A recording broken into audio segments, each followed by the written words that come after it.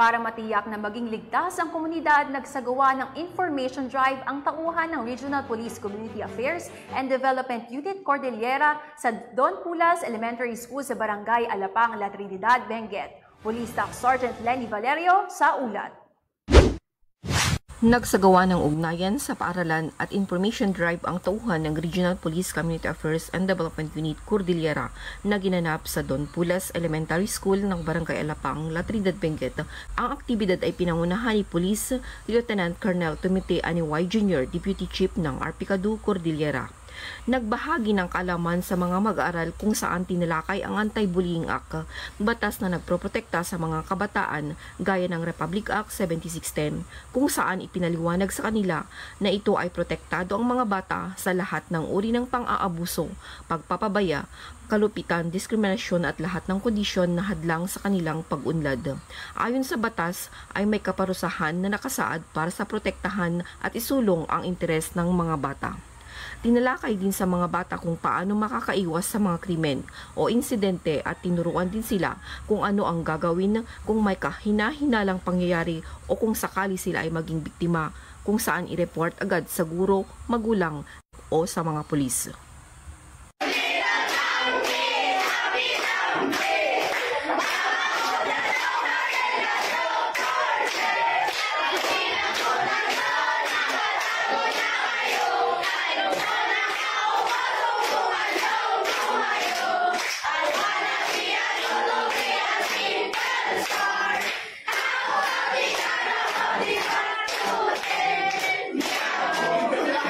Morning, nagpapasalamat po kami dito sa Don Pulas Elementary School na pumunta dito yung mga Police Community Affairs and Development Groups na nagbahagi ng kanilang kaalaman tungkol sa crime prevention,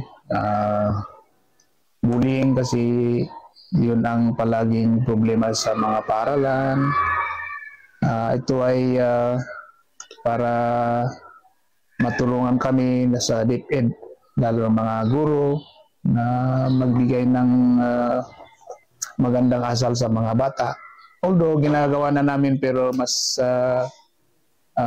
maigi rin kung yung mga bata mapakinggan nila yung mga ibang agency gaya ng mga pulis para pag tutulungan natin yung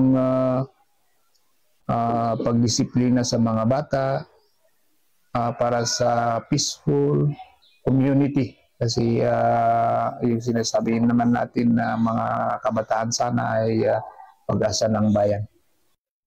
Mula dito sa home of the most disciplined cops, Camp Bado Dangwa, La Trinidad, Benguet, ito ang iyong Police News Network correspondent, Police Staff Sergeant Lenny Valerio, alagad ng batas, tagataguyod ng Balitang Pulis. Maraming salamat, Staff Sergeant Valerio.